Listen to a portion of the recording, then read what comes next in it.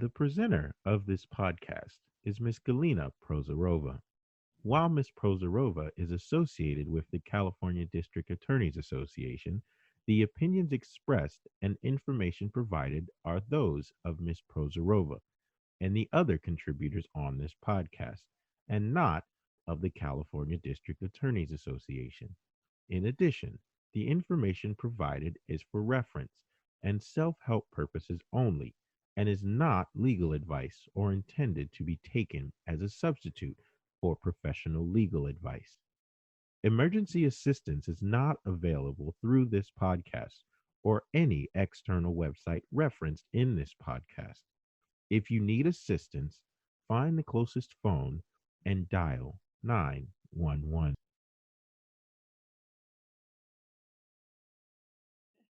Okay. Hi, Monique. Hello, Galina. Hello. I'm good. Thank you for finding time today for joining me. This week, like I was saying, I met a lot of people from community that were asking me questions like, well, does trafficking happening to runaways and foster kids or somewhere in like another third world countries? Like they really have a hard time understanding the concept of abuse and that it can happen to anyone. I feel like our community has this, wrong picture or stereotype that is out there, and it's not really helping us in our, bringing awareness. So I really wanted to talk to you about this because I know you have like really good perspective how we can relate to what is abuse and that we all, been in the situation or we know someone, right? Yeah, absolutely. I think that because of the way that I was raised, my parents joined a cult. And then I was raised in the cult with 13 siblings all over the world. And then when I left the group, my daughter was just born. And so my perspective is from that angle, looking at society as a whole from almost an outside perspective. And I like to say that the experience that I had in childhood, that my parents had, all of my counterparts, all of the children that were born into the cult, we existed in a microcosm. It's like a mini example of what can happen at a larger scale or a smaller scale. And there's a pattern. There's a pattern of the way that someone gets put under the control of another person. Yes. I would say that it starts with, and the pattern is really techniques of the narcissist. It's the person who is studying you to learn what your weaknesses are, what interests you, what you're passionate about, and building their persona to mirror you. So we were taught this as children about, you have to find, we called it witnessing, right? We were out witnessing to people to recruit them to come out on some level, either give us money or join the cult. So there's a pattern though, and it starts with love bombing, where there's smiling and there's mirroring behavior. So your arm is a little out like this and like this.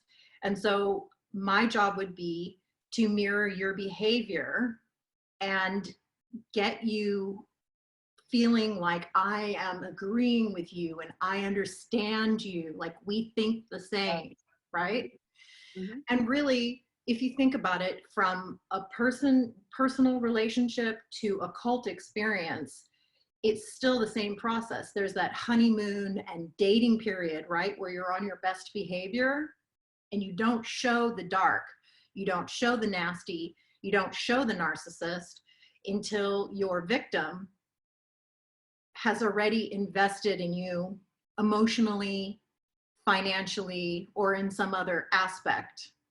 Yes. So there's a process of understanding who your victim, I'm going to call the person the victim, so narcissist and the victim, who your victim is, and really mirroring and building all of this around them, and then crashing all of that visual down, that love bombing, crashing it apart and shattering the person, and really showing them the dark, showing them the ugly. Yeah. And when they start to have an emotional response to it, then you flip it around and you become the good person again. So the narcissist is playing good cop, bad cop. And that process is called gaslighting, where you're telling them you're doing something and then they respond to it. And then you say, that's not what was happening. You got it wrong. And then you go back to the love bombing. Yes. Have you heard of somebody told me about this recently and it was really great. I'm going to look it up while we're talking. It's the trauma triangle, or have you heard of that? Not triangle, just the circle of trauma. No, not triangle. Yeah. Okay. Yeah. So the trauma triangle is persecutor, rescuer, and victim. And so in a personal relationship, two people can oscillate between these three roles. So like we were talking about that, you were saying, are these foster children? Are they people in third world countries? And this entire process of love bombing, of gaslighting, it can all be done through a phone. Exactly. Yes. It does not need to be in person. Yeah. So children right now are going through this trauma triangle with handlers who are trying to get them to share, suggestive sexting type images. Yes. Especially on an app like TikTok, as an example. I think that this process happens a lot, but the pattern is there. So, and there's levels, right? So when somebody goes through something that's incredibly traumatic, and then somebody else goes through something that's not quite as traumatic, both of these people can have the same emotional reaction because it's the pinnacle of their trauma. It impacts them in the same way, whether it's, experiencing public exposure like we did as children, where there would be 300 people in a room and we were being told that we were disobedient, rebellious, out of God's will at the front of the church, or whether it's somebody who has their partner that's spinning them around in circles telling them that's not what was said. They got it wrong. That didn't happen, all those things. It's a different level, but the pattern and the process is the same. It's a blueprint. Yes. Yeah. And the blueprint of the cult is the same as the blueprint of the human trafficker or the abuser narcissist in a personal relationship. It's the same. Exactly. Yes. And that's why, and the more people I meet, the more I understand that we are taking all those crimes and abuse out of the world, like it's like a separate picture, but it's really like we don't really understand the circumstances and what goes into it. And it's like everyone has been in bad relationship, you know what I mean? Almost everyone has been in an abusive relationship, and maybe not physically, but emotionally was heartbroken. It's the same process. And that's what I'm trying to explain to people, to the community, that it's the same process. And, we shouldn't be looking at those crimes as something so distant, so far away. It can happen to you. It probably happened to you. You just didn't recognize because you're thinking trafficking is there. It can't happen to me, but it can. Yes.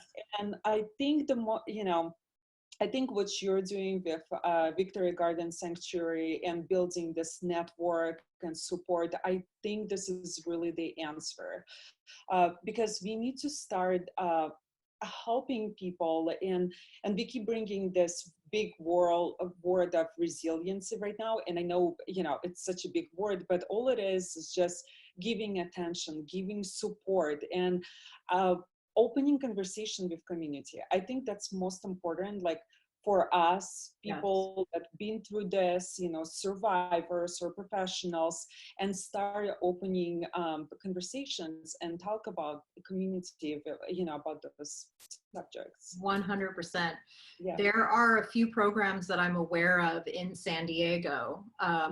Jessica Kim and Colleen, I believe her last name is Washington, are part of a program that goes into high schools, and they have a skit that goes through and explains the process. I haven't actually seen it myself, so I'm speaking just from what they've explained to me. But I think that prevention and teaching young people the basics of what a boundary is, you know, boundaries. What is a boundary? There's physical boundaries, like, you know, somebody shouldn't be within this space. Once they enter this space, they're in your space. And why are they there? Have you invited them in? Are they pushing themselves in? Are they manipulating and gaslighting you? Like the basics of body language, as well as emotional intelligence. Yes. Because when you're emotionally intelligent and you're connected internally to your own body, your body is going to send you signals that are going to make you aware, even if you're not consciously in your awake mind aware of what's happening. If you have enough confidence and connection and understand that you have permission to believe your body when it's telling you there's something not right, you're creating that resiliency, right? Where somebody understands that I don't like what this person did. I'm going to distance myself from them. But because there's so much trauma, generational trauma that happens in families that's never spoken about, most of us come into adulthood with skewed understanding of what we should accept from someone, what is unacceptable. And there's a lot of people that don't want to talk even about, you know, basic relationship difficulties. Yes. A lot of people think that going to therapy means that you have failed or that you are broken, when I think that being able to sit down and deconstruct different stories and that we've had in our lives really helps us understand that the way that we were raised, the way that we watched our parents behave, the way that our families, you know, the broken, dysfunctional stories, that if we don't become aware of those, they will repeat. And if you don't become aware of them and they repeat, you could fall down a really dangerous rabbit hole if you meet the wrong narcissist. I feel like in my 20s, I was blessed to not meet the super dangerous narcissist.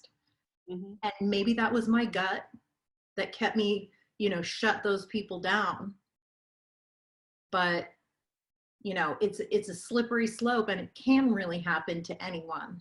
Yes. And so interesting how you're saying this right now, because literally this week I met a few people that experienced trauma, like you said, in their family, and someone who's been abusing for so many years, like, you know, uncle or grandpa, for example, right? And now they're adults in their 40s and telling me that, oh, it didn't affect me. No, it, and you know, Monique, and I'm just talking to that person, and I just see the pattern, and I'm like, okay, you know, I'm not saying you're weak. I don't want to say this, no, but go to therapy. Like, it does, and that's what I'm trying to explain to people, that it does affect. And I think we really have to start talking about those issues as well, especially on social media, and creating content for it, because people have a hard time, like you said, they feel like they're a failure if they go to therapy, and they just want to tell me, no, it did not affect me. It did all your life. It did all the choices that you made, and relationships, and not just friendship or romantic relationships, but even at work, right? And that's why I love what you're doing, how you're building this business network, right? And like support for the survivors, because it affects every stage of your life, not just romantic relationships, but everything else. And going back to resiliency, just and how like we can build support within the community, I think it's very important. And I was thinking about this one example with my story, how I was overcoming my domestic violence, right, of 7 years. And what really helped me, my first marathon running. And I remember running, Monique, and I was so exhausted because it's so hard on your body, right?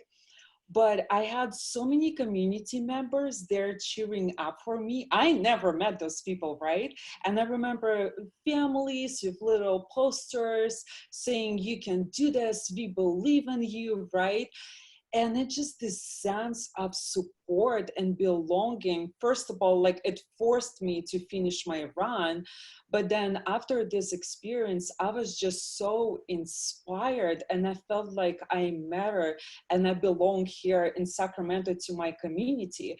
And it made me feel so powerful. So I think it's very important that we start thinking about those perspectives, you know, Yeah. with, like you said, with our children, and giving the support and building connections within community. Yeah. And I think that that's why the survivor story is so important. You know, because my story of childhood was within the cult. Mm-hmm. And that was a very unique, like I said, microcosm experience. But when I joined the world, right, I still had these patterns of behavior, and I kept seeing them mirror out in the people that I allowed into my life, the stories, like you were saying, that I had. Mm-hmm. And I have always been completely transparent about my story from childhood, about the mistakes that I've made in my adult life. And the reason that I've done that is because I think when somebody hears someone claiming, if you will, a story that was considered a failure in a relationship, but just saying, yes, I chose to be there. I saw the red flags and I stayed. Yeah. That gives the other person permission to potentially mirror what they're hearing from you and apply those principles to their life. Mm-hmm. And the continuing story of, you know, coming up on the regular, because there are many narcissists. There are plenty of people out in the world that want to take advantage of us in one form or another. Yes. Mm-hmm. And being able to have a community around us that are willing to tell us the truth, like, you're being gaslighted. Mm-hmm. You're being taken advantage of. You do not deserve this. You do not need to put up with this. Of course, someone has to be ready to hear those things. But what you're saying about the race that you did, as an example of feeling that community around you, you know, having people who are willing to tell you the truth, and also speak their truth about the difficult relationships and stories and patterns that have repeated, removes that stigma. It's very similar to the body positive movement, where people that are not necessarily the thinnest or, you know, look a certain way, they're allowed, I mean, and they should be able to say, I'm beautiful no matter what shape I have. You know, the standards of beauty have changed dramatically in the past 2,000 years. And it's really a shame that just a small portion of humanity kind of falls into the category at that space and place and time that's considered en vogue or fashionable to look like this or look like that. Mm-hmm. It's very discriminatory, but I think just being able to say, hey, you know, I was a victim. There's a hashtag, tell somebody. Mm-hmm. I don't know if you've seen this hashtag, Not yet. but I repost on Victory Garden Sanctuary website when they come into my feed of people that are using the hashtag tell somebody, and they tell their story of how they were abused and how they kept it a secret. But then at some point they realized that it was time to tell the truth, and they went to the police. They told their families, and, you know, many times they got a bad result from their families, where their families disowned them and screamed at them. Mm-hmm. Mothers, aunts, uncles, siblings, cousins, just like shunned them from the family because they chose to tell the truth.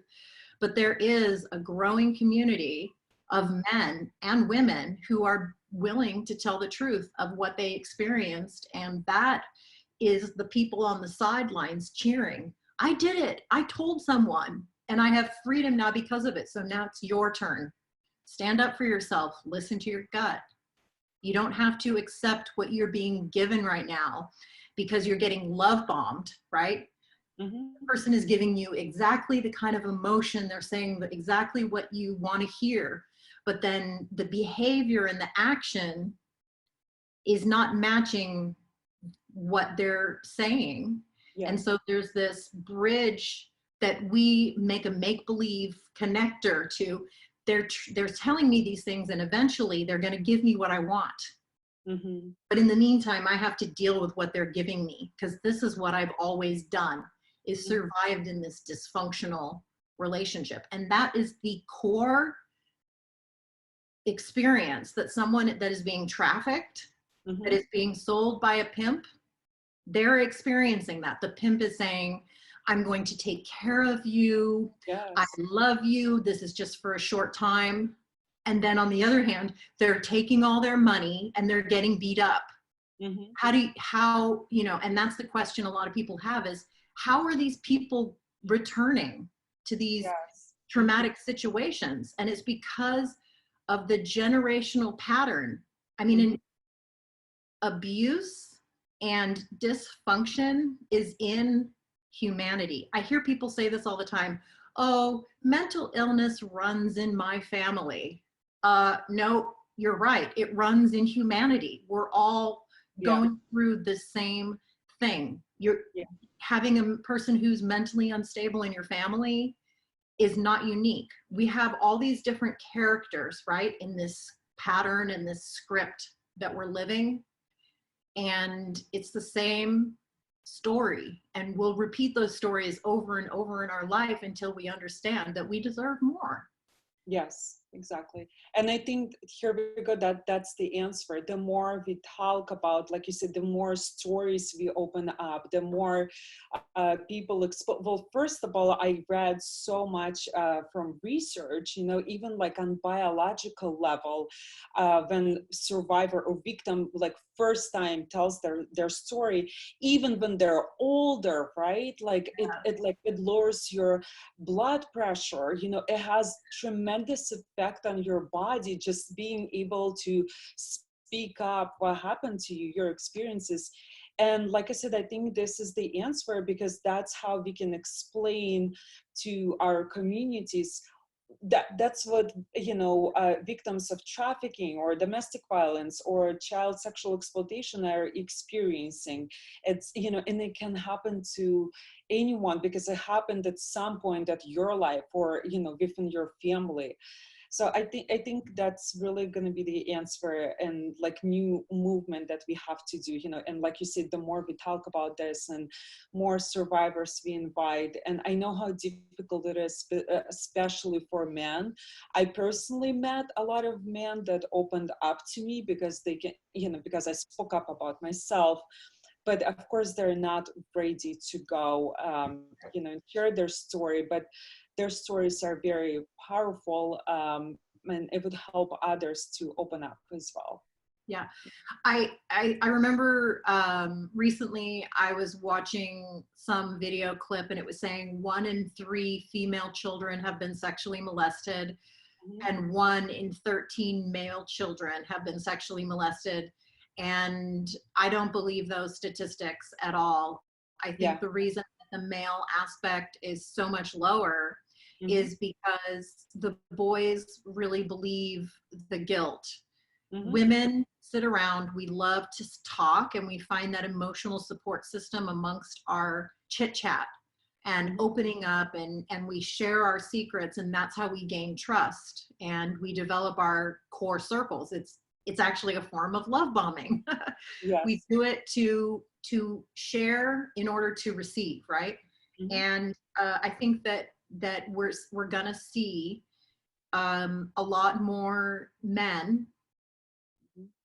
I really, really believe in my heart that once more adult men and young men and teenagers are able to tell the truth of their stories of how they were manipulated and wrapped into some form of abuse, that it's going to allow younger boys who are experiencing abuse at the time to be willing to come forward. It's that I don't like this term toxic masculinity. Mhm. I believe that there is toxic femininity as well. Yes. And the toxic nature of both sides of that duality support each other. But we need more men to enter the conversation. Absolutely, yeah. And I agree with you that statistics are off, because just within short amount of time, with like my circle of people that I know, I had so many men, who disclosed to me their story. So I can tell from my experience that the statistics are absolutely not right. Or sometimes they don't disclose to me, but I can see the pattern, or the words that they're saying, or the way they react to certain things. And 100%. yeah, yes. Yeah. Well, Go ahead. yeah. Now, I was just going to say thank you so much, Monique, for joining me today.